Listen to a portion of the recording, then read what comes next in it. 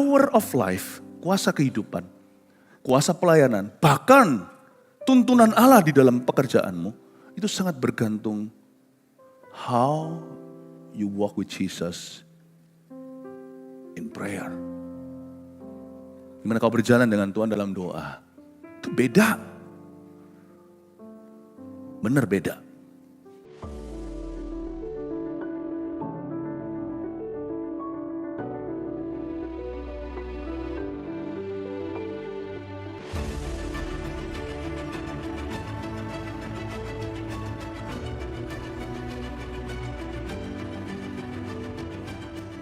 Sertai ya Tuhan Yesus kami semua dalam pembahasan firman, sehingga tidak ada satupun yang antara kami melamun.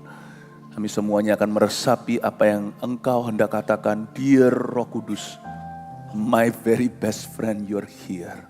Thank you Tuhan. Baik yang di sini, yang the far and the near, yang jauh juga ya Tuhan Yesus, yang saat ini menyaksikan streaming di mana-mana.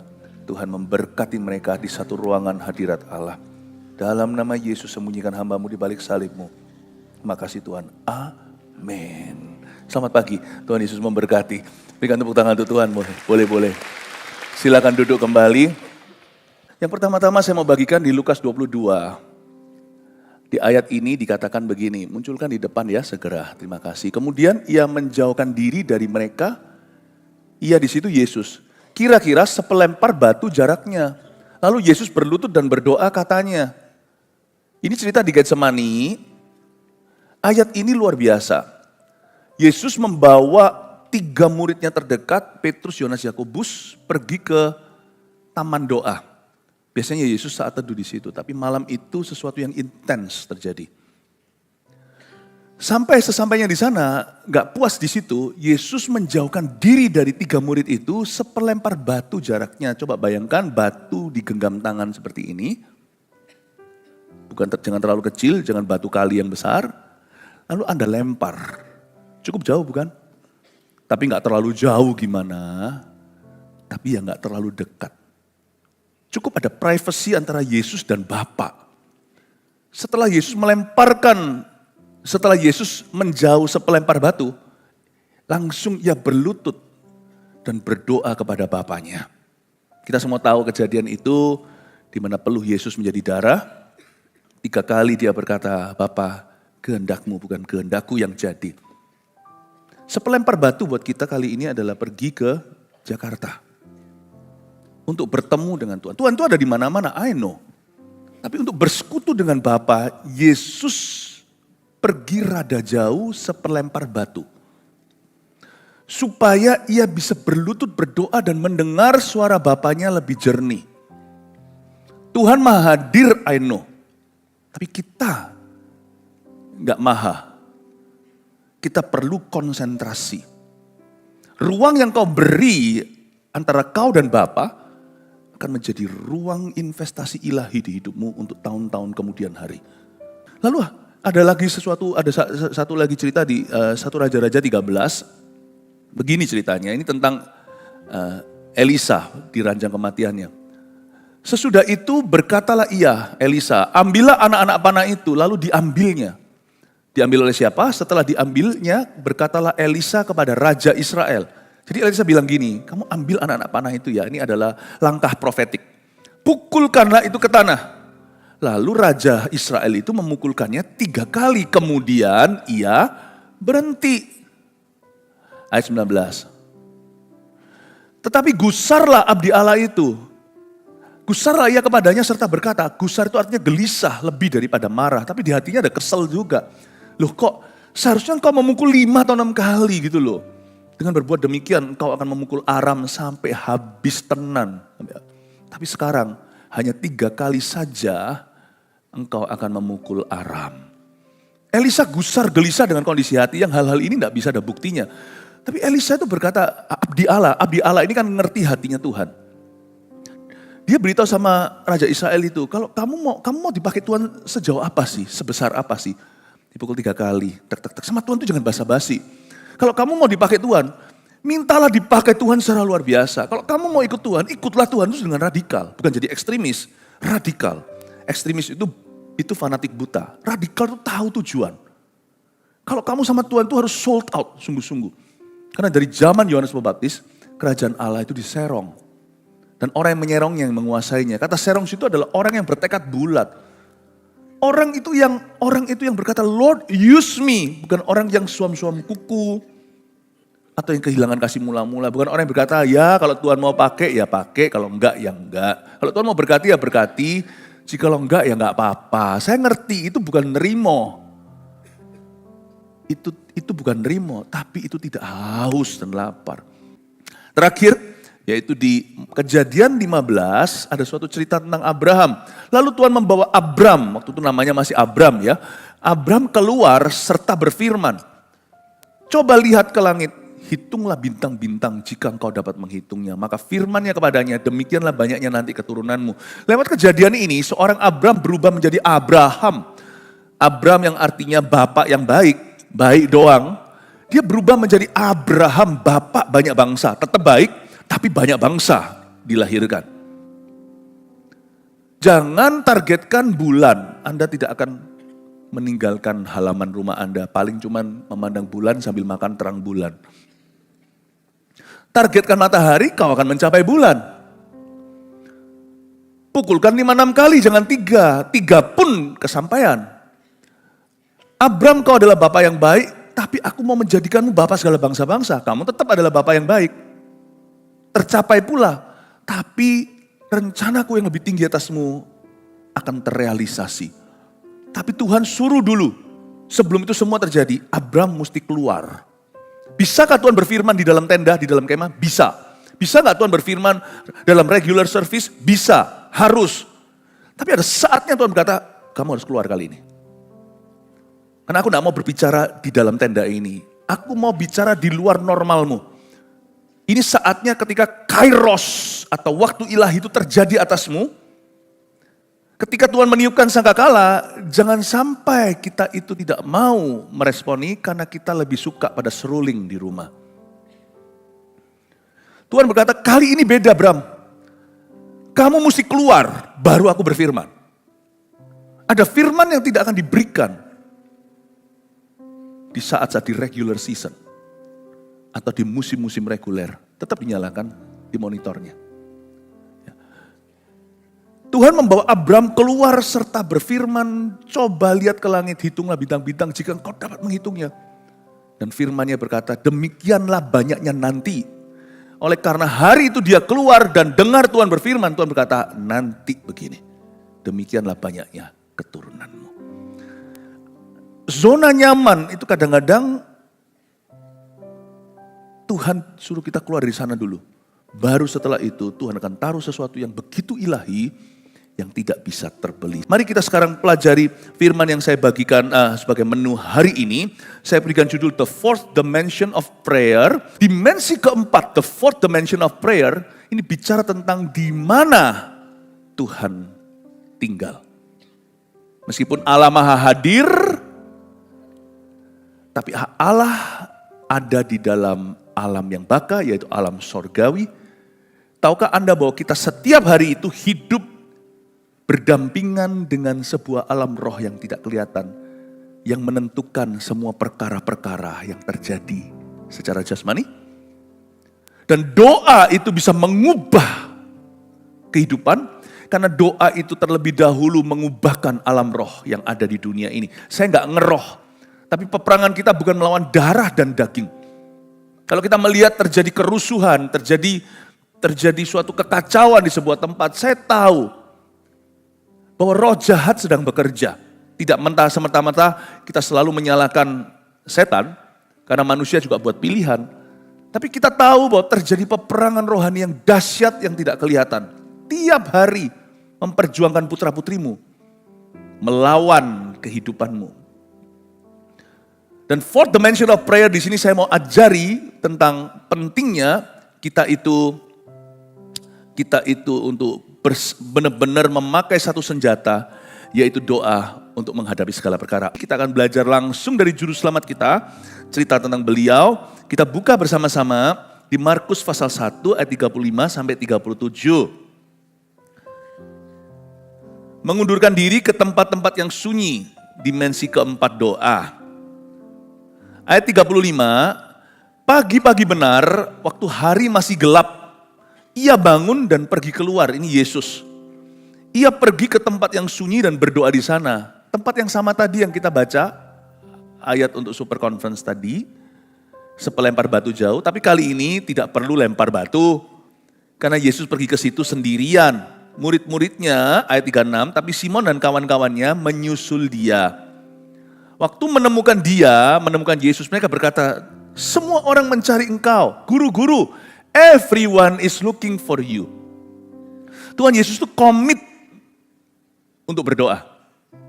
Yesus itu kurang apa? Dia itu anak Allah. Kalau kita berfirman ini kita minta urapan. Karena kitanya kotor. Kita perlu dibersihkan. Sucikan dan kuduskan hati ini untuk layak menghadap hadirat-Mu. Kalau Yesus itulah hadirat Allah. Gak perlu melayakkan diri. Dia tanpa dosa. Dia tidak perlu urapan. Kalau kita menyampaikan firman, Yesus haji, itu aja firman. Karena pada mulanya adalah firman, firman itu bersama dengan Allah, firman itu adalah Allah, Yesus adalah firman. Jesus is the word of God. Kalau dia butuh doa, kita apalagi? Karena Yesus hadir dalam forum manusia. Formatnya itu daging darah, sekalipun bapaknya adalah Allah Bapa di sorga, bukan Yusuf.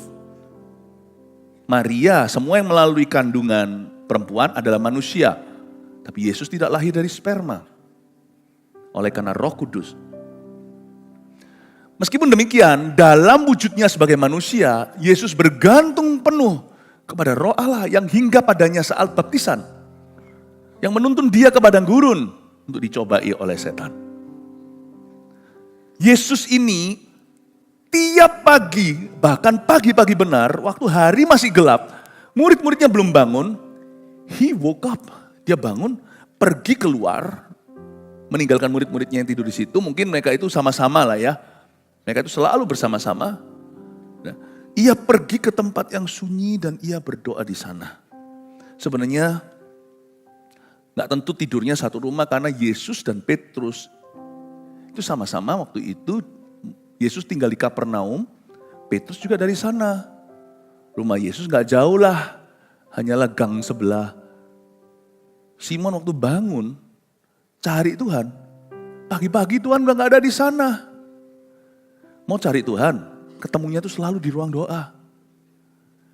Mau deket sama Yesus, bukan dengan ngaku-ngaku Kristen. Ketika Simon dan kawan-kawannya menyusul ke rumah Yesus, Yesus gak di situ. Yesus selalu ada di rumah Bapaknya. At least sekalipun bukan di bait suci, Yesus ada di Getsemani. Yesus itu selalu ditemukan dalam hadirat Bapa. Jadi kalau kita mau ketemu sama Tuhan, doa. Paham ya? Pernah sekali kami pergi ke satu tempat.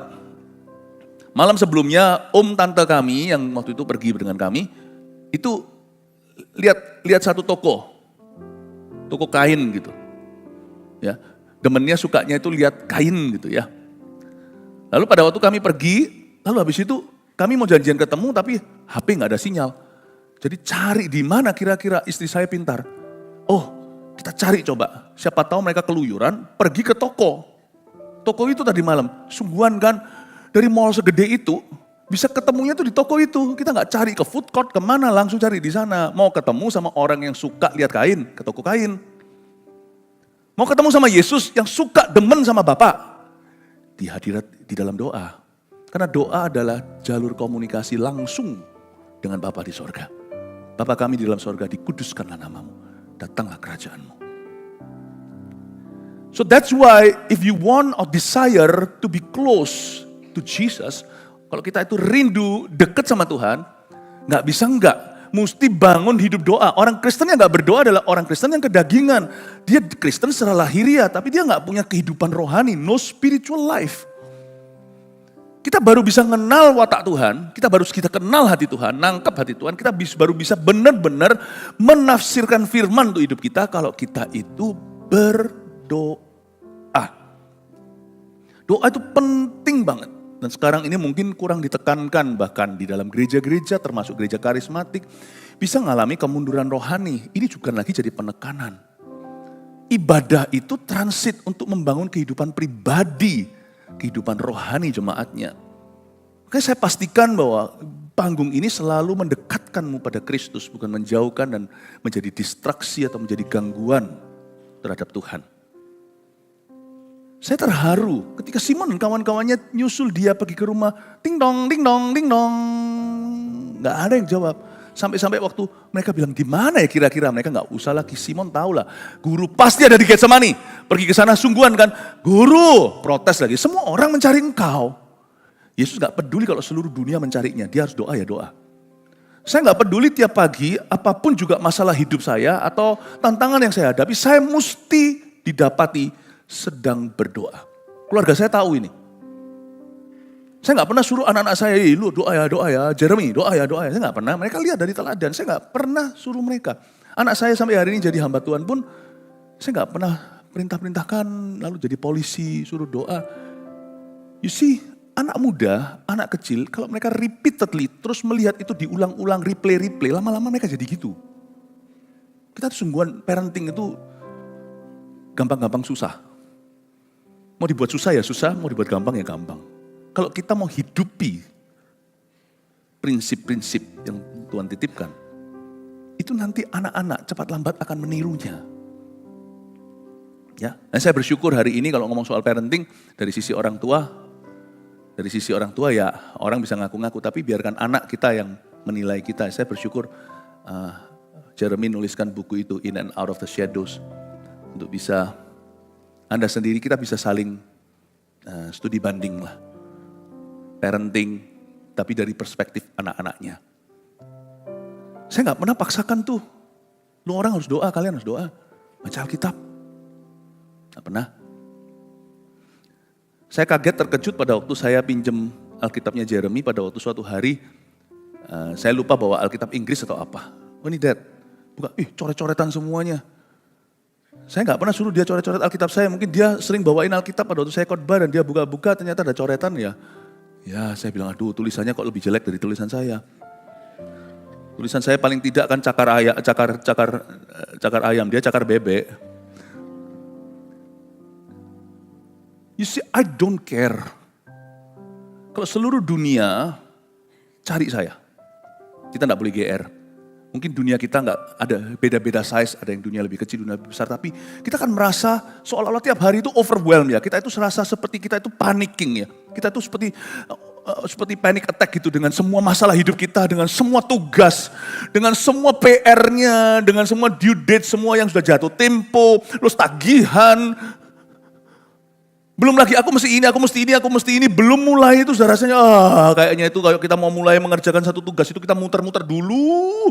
Setengah jam kemudian kayak anak kita waktu kecil mau belajar itu loh, buka kulkas dulu, ke sana sini dulu. Nanti dulu, ke WC dulu. Rasanya itu gak mau get to it, gak mau langsung untuk ke tugas itu. Kita rasa seperti berat, rasanya baru bangun itu, pikirannya itu sudah penuh. Di mana kita bisa unload, di mana kita bisa keluarkan semua pikiran itu. Saya buat satu kebiasaan tiap hari. It's through prayer. Lewat doa. Doa itu benar-benar pertama-tama itu mungkin setengah jam pertama bagi saya itu cuma unload ya. Kita benar-benar mengosongkan diri ya. Tapi ya gak perlu setengah jam ya untuk kita itu upload ya. Kalau kita itu sudah sampai sono hatinya. Itu tuh 10 menit aja itu kaya raya semua yang kita upload. Wifi-nya kencang. Kita buka Alkitab itu bukan berarti langsung ngerti segala semuanya, tapi kita tuh dapat. Makanya saya nggak punya kebiasaan langsung apa-apa langsung buka Alkitab. Saya doa dulu. Karena Alkitab itu paling bagus ditafsirkan oleh hati yang dekat. Kalau hati itu jauh, kita nggak dapat. Padahal Alkitabnya nggak salah. Kitanya nggak punya antena. Karena itu waktu saya berdoa, saya unload dulu. Ketika saya bisa kosongkan diri saya, Tuhan mulai mengisinya. Tuhan nggak perlu setengah jam. Cepat sekali, everything Tuhan ngomong gini langsung kita ngerti. Baca ayat langsung kita paham. Langsung kita dapatnya malah justru, waduh, kayaknya itu nggak keburu saya tulis semua hikmat dan wahyu yang saya dapatkan hanya dari satu ayat. Kayaknya gak keburu. Ini juga sebagai pesan bagi orang-orang yang misalnya CGL harus sharing, sponsor harus sharing. Waduh, udah ini dulu, gupuh dulu, orang Surabaya bilang udah panik dulu. Rasanya wah, aku mau ngomong apa ya, wah, langsung bukan chat GOD, chat God, tapi chat GPT. Kasih aku khotbah ini. Orang kan kerasa kok, gak ada powernya.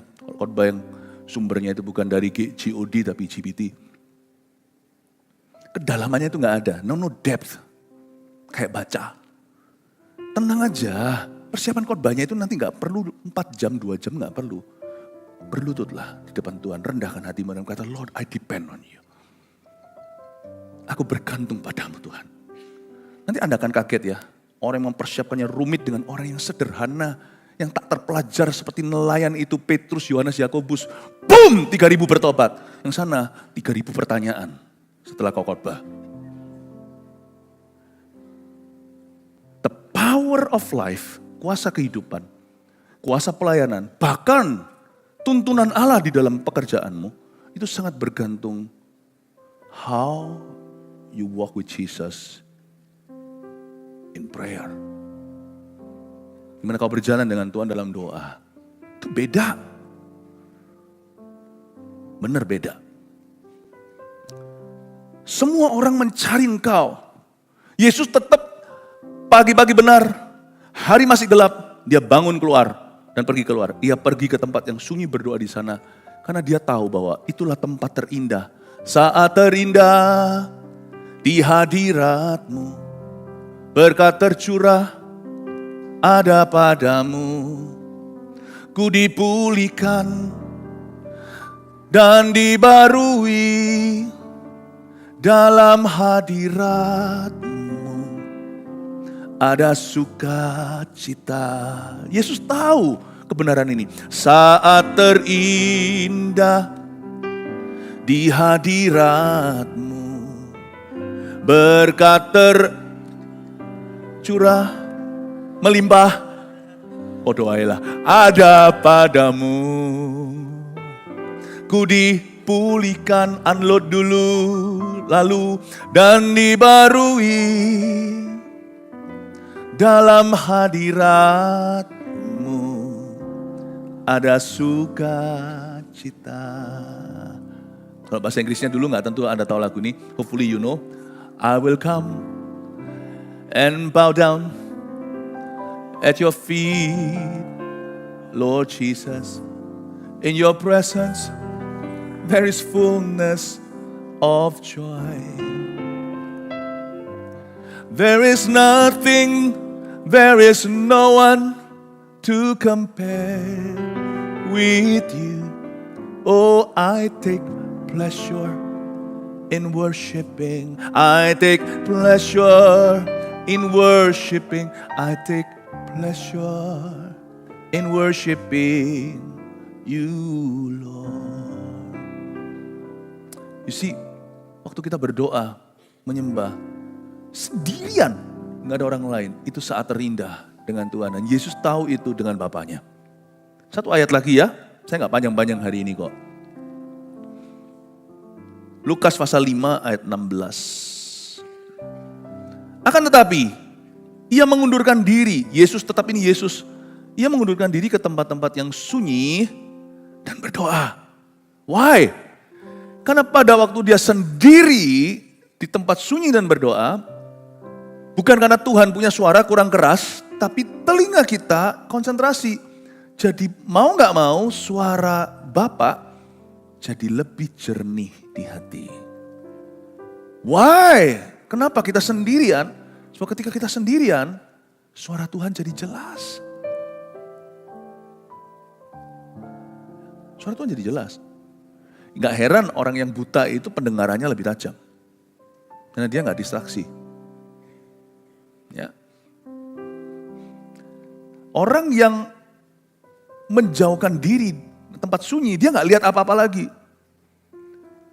Memang bosan sih awal-awal kalau kita sendirian, kalau kita gak terlatih. Tapi waktu kita sendirian dengan Tuhan itu, di titik tertentu, He is gonna speak to you. When He speaks to you, your life will change. Hidupmu akan berubah. Saya nggak bisa jelaskan, nggak bisa cukup menekankan pentingnya sendirian dengan Tuhan.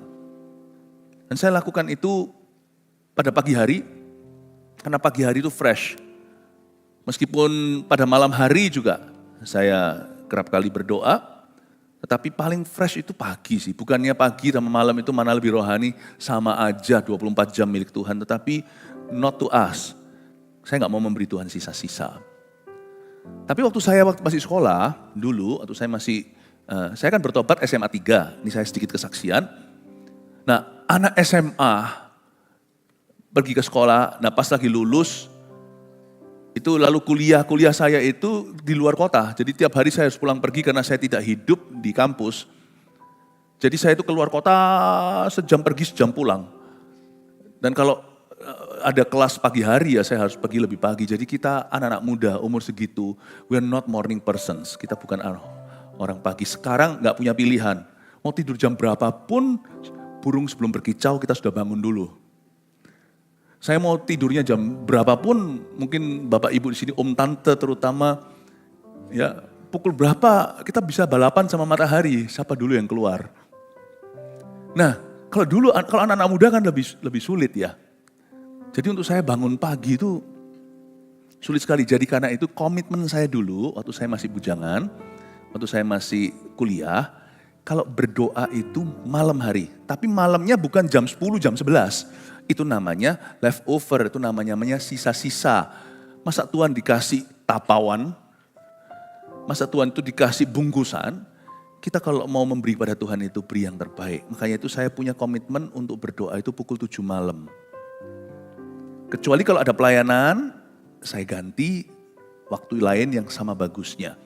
Saya punya komitmen itu cukup menantang, karena for you, untuk anak muda, umur 18, berdoa pukul 7 itu berarti saya harus korbankan socializing, atau dengan teman. Atau saya korbankan mungkin acara-acara penting.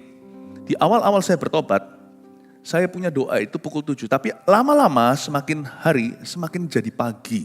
Jadi pagi hari, hingga sekarang ini lebih ke arah subuh saya berdoa.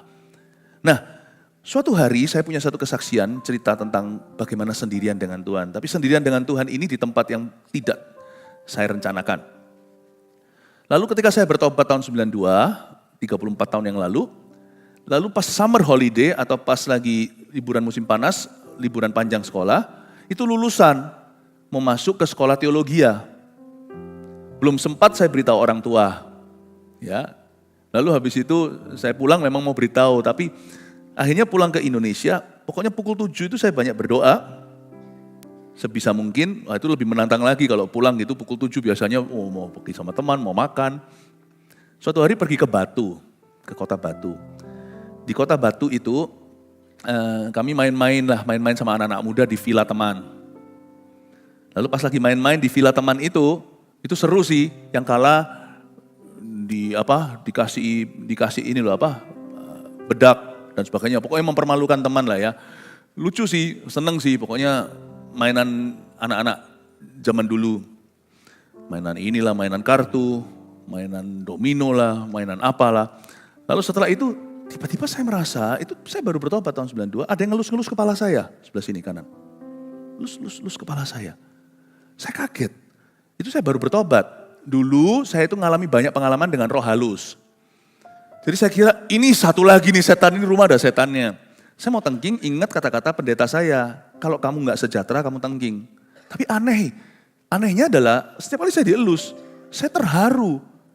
Saya ingin mengasihi Yesus, gak mungkin kan setan atau roh halus memberimu efek itu. Efek sampingnya pun bukan itu. Dan setiap kali saya dielus, saya itu ingin mengasihi teman-teman saya, memberitahu mereka tentang kasih Tuhan. Cuman saya belum berani, saya masih baby rohani. Saya dengar suara, kaget waktu saya lagi pikir-pikir, Tuhan, kira-kira ini setan atau bukan? Saya dengar suara seperti ini, keluarlah. Di belakang halaman itu mereka punya kebun luas. Saya keluar sendirian, aku gak main, kalian main dulu, 1-2 ronde tanpa aku. Kenapa? Bosan aku di dalam sini mau cari angin, mau cari udara. Saya di luar sana, saya melihat bintang, langit-langit itu bisa terharu, aneh. Ini saya gak pernah ngalami gitu. Sampai itu tiba-tiba ada lagu yang saya dengar zaman-zaman itu, lagu jadul. Bila ku pandang bulan dan bintang, Ajaib dan mulialah karyamu. Ku jatuh tersungkur di bawah kakimu. Ku sembah kau Tuhan, ku sembah kau. Ku sembah kau Tuhan, ku sembah kau. Waktu nyanyi ku jatuh tersungkur, itu kan rumput. Dan itu gelap, gak ada lampunya sebelah sono. Saya agak jauh, ajak kakak ke tengah. Saya tersungkur di atas rumput itu yang masih agak embun-embun basah.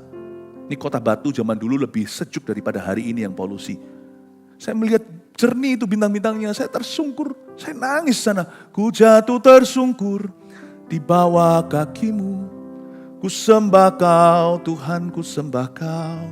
Oh, ku sembah kau Tuhan, ku sembah kau. Saya dengar suara itu lagi. Saya nggak main-main, ini bukan suara audible, tapi suara itu jelas, tapi saya nggak dengar. Tapi saya tahu itu suara berbicara begitu. Berdiri. Waktu saya berdiri, pas berdiri 2 detik kemudian teman saya keluar. Hei, ngapain lu? Untung enggak, Tuhan itu tidak mau saya dipermalukan karena Tuhan tahu sifat teman-teman saya. Anak-anak muda yang bukan ke gereja. Itu kan saya baru bertobat pulang ke Surabaya. Dulu saya nggak punya komunitas gereja di sini ya, ke gereja-gerejaan aja. Jadi ini bukan saudara seiman apalagi sevisi. Saya berdiri, oh nggak apa-apa, nggak apa-apa. Dia ke WC, di luar ada WC gitu lah ya. Waktu di WC lama, itu kayak rasa pada waktu dia keluar, itu seolah-olah dia masuk antara saya dengan Tuhan. Dia masuk di dalam ruangan kami. Saya rasa ada sesuatu itu terangkat. Hanya ada tersisa di dalam hati saya ini sebuah hadirat. Tapi hadirat yang ada di luar ini, manifested presence, yang saya rasakan sampai nangis di bawah langit batu yang lagi jernih, kelihatan bintang-bintang kemerlip, apa? Ya, kelihatan itu. Anehnya, waktu dia masuk ke zona kami, saya dan Bapak, itu seperti sesuatu tercabut dulu sementara. Aku pikir lama banget orang ini, saya rasa dia bukan nomor 1 tapi nomor 2. Ngerti nomor 1 bukan nomor 2? Dia bukan buang air kecil. Lama banget. Sudah selesai keluar, ayo cepat gabung. Oke, gampang, aku gabung setelah ini ya, kamu masuk dulu. Dia baru bleng, pintu ditutup di belakangnya. Hadirat Tuhan itu lagi. Lalu kali ini saya tidak berlutut, Tuhan kata, lihat ke atas. Sebanyak itu nanti keturunanmu. Saya nggak pernah baca Alkitab. Saya baru sampai Matius, Markus, belum sampai Abraham. Jadi saya bilang, bahasa Surabaya ya, mateng. Saya bilang gini, aduh, siapa yang mau nikah sama aku kalau anakku lebih banyak dari peternakan? Tuhan bilang sebanyak itu nanti anakmu. Saya nggak ngerti konsep tentang anak rohani, murid-murid rohani itu masih asing bagi saya. Saya itu nggak dalam kebangunan rohani. Dulu saya itu di gereja yang sangat tradisional. Itu pun cuma pergi doang, pergi datang pergi. Bukan bergabung gimana. Saya nggak ngerti itu konsep masih belum saya pahami. Tapi saya dengar suara, pandang ke langit, hitung bintang itu. Sebanyak itu nanti. Sekarang saya ngerti. Orang-orang yang diubahkan hidupnya. Saya baru paham. Itu saya pelajari sesuatu Bapak Ibu. Bahwa ada hadirat tertentu yang Tuhan akan reveal ke Anda waktu Anda sendiri. Ada firman tertentu yang kau dapat ketika kau sendirian. Dan suara itu jadi jernih ketika saya tinggalkan teman-teman saya yang main domino dan monopoli. You have to set yourself apart. Memisahkan diri. Untuk Anda ketemu Tuhan. Meskipun Tuhan ada di mana-mana. Matanya memandang ke seluruh bumi. Tapi Tuhan tidak berkenan ditemui just di mana-mana. Tuhan mau kita serius ketika mencari wajahnya. Poin nomor 1, mengundurkan diri ke tempat yang sunyi. Dimensi keempat dari doa kita pelajari. Pertama, sendirian dengan Tuhan adalah saat terindah. Itulah dimensi intimasi, keintiman dengan Roh Kudus. 2, ketika kita sendirian, Tuhan berbicara. Udah simple. 2 ini aja munculkan. Anda bisa foto kalau mau.